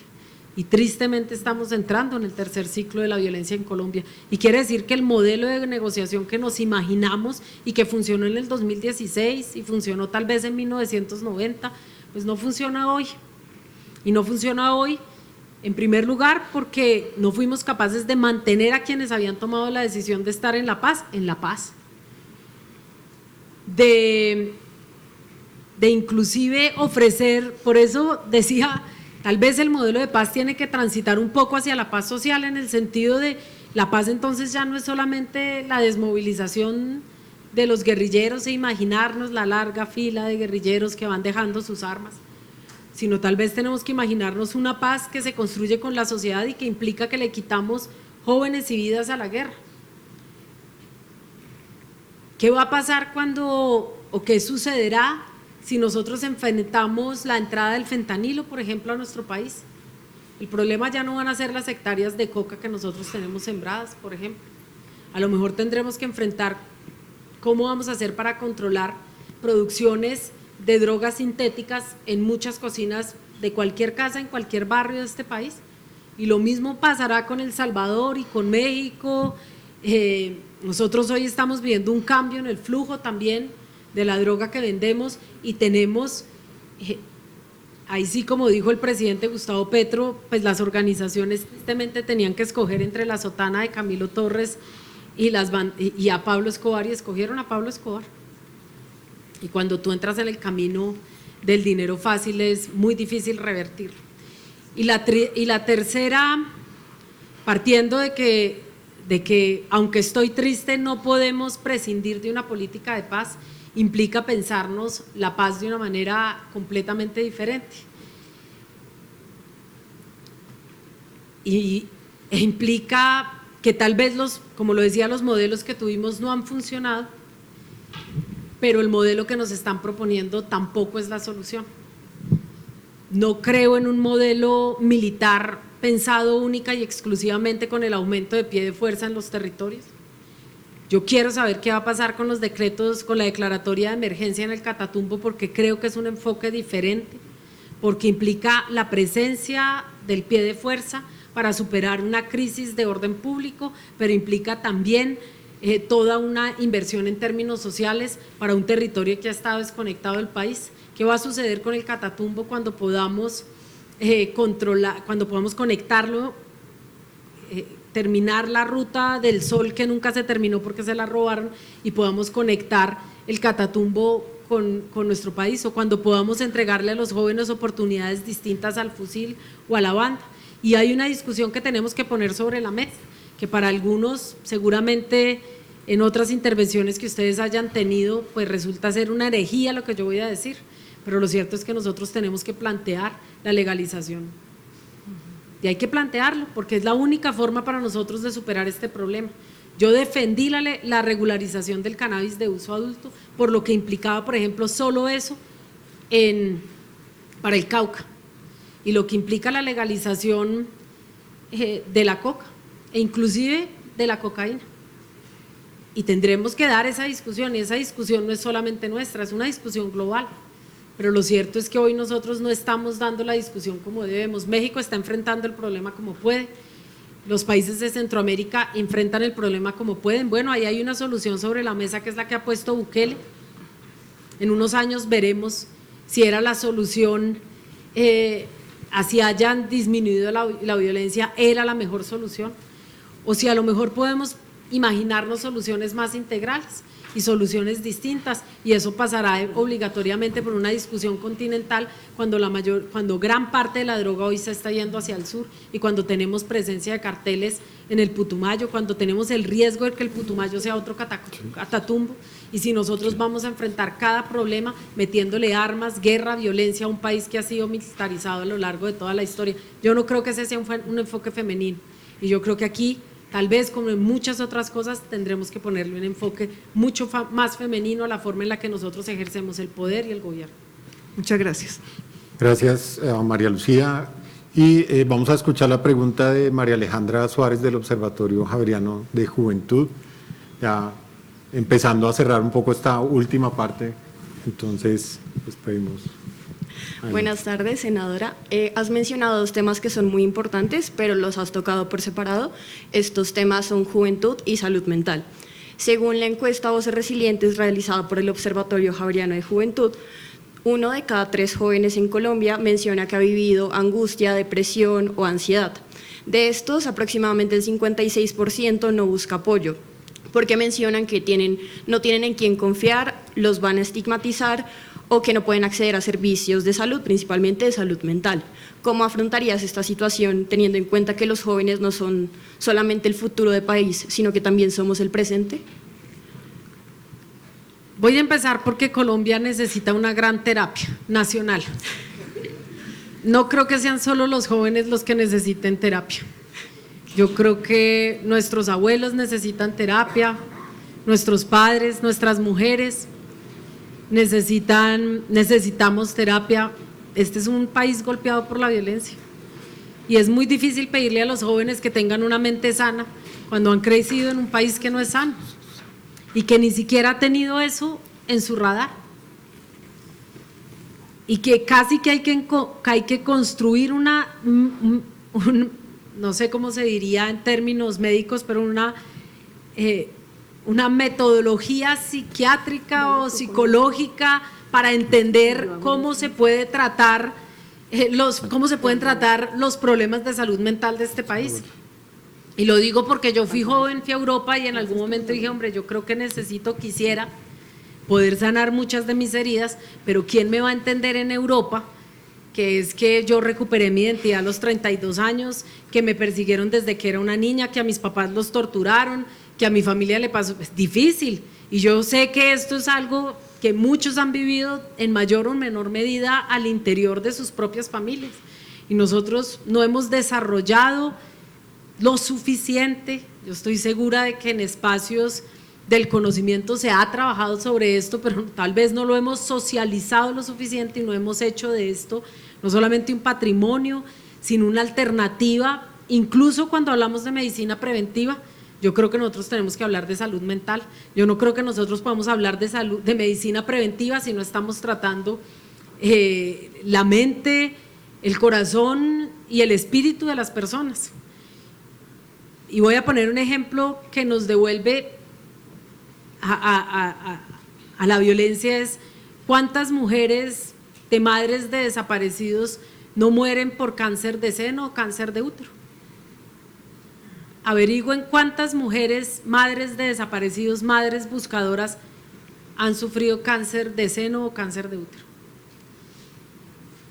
Si hablamos de los jóvenes, es muy difícil crecer con expectativas cuando estás en un país en guerra, cuando te dicen que el mundo se va a acabar, cuando te dicen que no te vas a poder pensionar. Yo creo que una de las angustias más grandes de los jóvenes, yo lo decía entre chiste y chance, yo no me voy a pensionar. Lo cierto es que ahora ya estoy pensando en la pensión, ¿no? Dios mío, en unos años, no es que esté tan vieja, tengo 47 años, pero pues ya está uno más cerca de la pensión que de la juventud, o por lo menos estás ahí en medio, y por supuesto tienes que pensarlo, pero lo cierto es que los jóvenes no tienen ni siquiera la expectativa de vida, en el sentido de que están viviendo en un mundo que se agota, que niega sus propias experiencias, y vamos hacia una realidad peor. Vamos hacia una realidad peor porque van a ver ustedes, empieza la discusión contra los trans en Estados Unidos o en Argentina, Y la siguiente discusión es las mujeres. Y a las mujeres nos quieren nuevamente en la casa. Y nos quieren nuevamente teniendo hijos a granel, en un mundo que tiene demasiados seres humanos y en una realidad que hoy es más distópica que una realidad normal.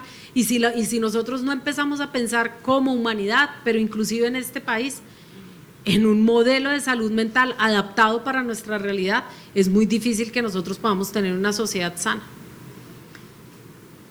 Pasa en estas universidades, pasa en los barrios de periferia de este país, pasa cuando un joven de 16 años te dice en la Comuna 13, pues yo me voy a morir a los 16 años. Cuando la esperanza de vida de un gran porcentaje de este país, que son los jóvenes, su esperanza de vida es de 16, 18 años, es una sociedad fallida. Y si nosotros no trabajamos en esto, en construir oportunidades, en poder construir, vuelvo y digo, un modelo de salud mental pensado para nuestra realidad, pues difícilmente vamos a poder construir lo que yo les decía, un plan para el Colombia del 2050.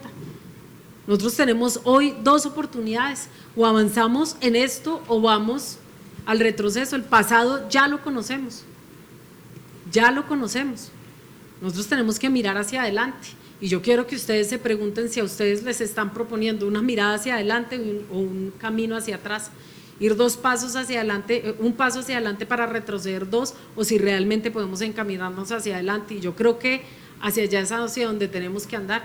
Entonces yo sí creo, para cerrar, en un modelo de salud, en la salud mental concebida como un modelo de salud preventivo, en la posibilidad de acceder a más dispositivos de salud, en la posibilidad de acceder, de poder acceder a más dispositivos de salud en términos de atención mental, que tú puedas tenerlo dentro de tu sistema de salud obligatorio y que no sea un privilegio poder acceder a cualquier, digamos, mínimo mecanismo de salud mental. Pero lo cierto es que Colombia sí necesita una gran terapia nacional, mínimo para poder dialogar y entendernos hacia nosotros, pero si todo es violencia a nuestro alrededor, es difícil que nosotros podamos ser mentalmente sanos. Muy bien, María Alejandra, muchas gracias. Y escuchamos la última pregunta de Ashley Gaitán, del Semillero de Feminismo y Política Internacional, Semillas y Brujas. Hola, buenas tardes. Bueno, como semillero tenemos la siguiente pregunta, retocando el tema de expansión territorial de grupos armados ilegales como el ELN. En este caso, vemos cómo han incrementado el asesinato de lideresas y líderes sociales. Entonces, ¿cómo garantizarías tú, dada tu trayectoria en procesos de paz, que estas mujeres dejen de ser instrumentalizadas, como históricamente ha venido siendo, sino que más bien protagonicen construcción de paz, o protagonicen, sí, la construcción de paz en estos territorios? Muchas gracias. Pues miren, ya que hemos declarado, tal vez se apagó la pila, pero bueno, pues puedo hablar así, no sé. ¿No? No, sí, se apagó. Gracias. Yo les decía que hemos declarado el Carriel como patrimonio de la nación, como muchas cosas que se han declarado como patrimonio. Pero nosotros no hemos declarado como patrimonio el saber de las mujeres de este país, que en los territorios durante décadas han sido la reserva moral de la sociedad colombiana. Las mujeres en este país yo hago parte de ellas, pero quiero hablar de más allá del ejercicio personal. Mientras este país se desangraba, mientras este país estaba en la violencia y hoy sigue en la violencia, las mujeres hemos construido estrategias para cuidar el territorio, para cuidar el agua, para cuidar las comunidades, para cuidar sus procesos sociales, y han sido ellas las guardianas de esos procesos sociales, y lo mejor es que formaron una generación de nuevos liderazgos en este país. Y eso hoy no ha sido recogido en su potencialidad. Yo creo que nosotros tenemos como sociedad que recoger esos saberes y declararlos patrimonio de la sociedad colombiana. ¿Cómo no va a ser patrimonio la lucha y la resistencia de las mujeres en Bojayá? O la lucha y la resistencia de las mujeres madres en La Escombrera, o de las mujeres del norte del Cauca, de cualquier otra comunidad de este país, y cada una tiene distintas experiencias. No hay sino que recordar a Fabiola Lalinde con la Operación Sirirí. La Operación Sirirí nomás ya debería ser patrimonio, pero hay de que uno presente ese proyecto de ley en el Congreso de la República. Te puedo asegurar que jamás logra ver la luz una iniciativa de este tipo, porque nosotros no estamos preparados para dar discusiones mucho más integrales. Hoy estamos, vuelvo y repito, en medio de la violencia, y estoy segura de que muchas más mujeres encontrarán el camino para la supervivencia, como lo han hecho en otros momentos, y muchas mujeres se van a quedar en el camino, sobre todo ahora que hay mujeres libres, cada vez más libres, porque hay algo que no se soporta mucho y son las mujeres libres. Las mujeres libres no tenemos el camino muy fácil en las sociedades del mundo, y por supuesto Colombia no es la diferencia. Tenemos que establecer mecanismos de cuidado colectivo, de protección colectiva para las comunidades, que no implica que las mujeres tengan que salir de las comunidades para poder seguir haciendo su trabajo. Tenemos que generar mecanismos para que esos saberes puedan ser recogidos y puedan ser inclusive entregados a la sociedad colombiana como herramientas para poder superar la impunidad, para poder interpelar a la justicia, para lograr ese tránsito de ser una persona víctima a ser una persona que ya, porque una víctima es lideresa en la gran mayoría de los casos, y luego que pueda transitar hacia un ejercicio pleno de su ciudadanía. Yo hablaba de la paz, y esto es una reflexión, digamos que está un poco en borrador, sobre eso tendremos que hablar, pero no pasa por incluir un componente de género en un acuerdo de paz, que también es importante y tiene que haberse hecho, y se hizo, y lo intentamos incluir. Inclusive yo fui una de las grandes defensoras de que en las conversaciones que llevábamos adelante con el Ejército de Liberación Nacional se incluyera un componente de género, y la respuesta fue la ideología de género. No estamos muy dispuestos a dar la conversación en los términos en los que también se dieron con otras organizaciones. Tocaría ver qué estaban ellos pensando, ya esto es una utopía, pero qué estaban ellos pensando en ese momento. Pero lo cierto es que nosotros tenemos que generar un mecanismo que permita proteger y potenciar la voz y las expresiones y las experiencias y los saberes que estas mujeres han desarrollado en los territorios, y la mayoría de estas mujeres son lideresas, pero lo que nosotros no podemos permitir es que cada una de estas mujeres sigan muriendo sin que o se mueran de viejas o se mueran porque son asesinadas, sus saberes se pierden, porque entonces estaríamos atendiendo una nueva pandemia. Yo no tengo hoy una respuesta, digamos, de cómo podríamos garantizar que ninguna mujer sea asesinada en este país. Me refiero a las lideresas sociales que están en los territorios más abandonados. Lo que sí sé es qué podríamos hacer, y ahí estoy proponiendo en borrador algunas ideas para proteger y para potenciar y para hacer visibles las voces de esas mujeres que bajo ninguna circunstancia pueden volver a ser estigmatizadas, ni olvidadas, ni arrinconadas, sino que todo lo contrario, entre más visibles sean, más protegidas están. Y yo creo que la forma de protegerlas es hacerlas cada vez más visibles y más reconocidas y más incorporadas en la sociedad colombiana. Gracias, Ashley. Una última pregunta para dar cierre a esta conversación. En un minuto, María José, ¿cuál es su mensaje a las y los jóvenes que la están escuchando? Pues primero les habla una mujer que ha tomado un camino diferente. Soy una mujer, soy joyera, eso fue lo que estudié, es decir, soy artista, soy madre,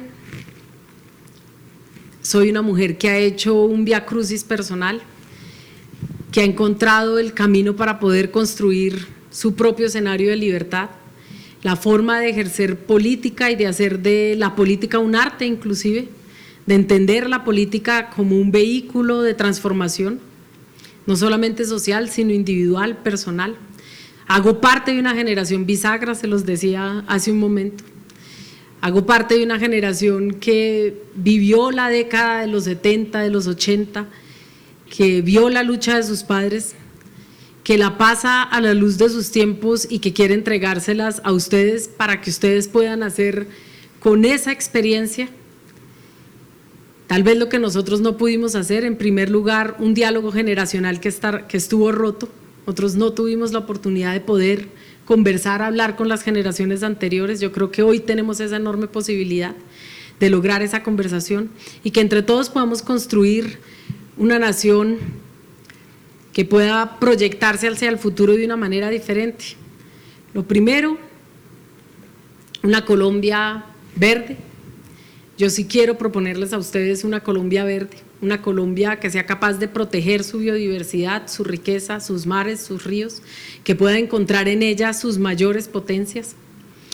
En segundo lugar, una Colombia en paz, y la paz implica seguridad, implica una discusión social distinta a la que hemos tenido, implica que el modelo de paz que nosotros tenemos o los modelos de construcción de paz que nosotros tenemos podamos implementarlos y desarrollarlos de una manera diferente, implica que nosotros podamos tener una Colombia con muchísimas más oportunidades en el sentido de que nosotros podamos darle desarrollo a nuestro país. Yo creo que nosotros podemos soñarnos con una sociedad diferente. Yo creo que en estos 2 años y medio, 3 años y medio hemos dado muchísimos pasos hacia adelante. Creo que no es la sociedad que teníamos hace unos años. Por supuesto que también hemos dado muchos pasos hacia atrás y yo creo que parte de lo que yo quiero proponerles es que podamos generar un proceso de reflexión conjunta que nos permita establecer realmente hasta dónde podemos llevar el carro en un segundo gobierno progresista. ¿Esto qué quiere decir? ¿Qué fue lo que hicimos hasta aquí?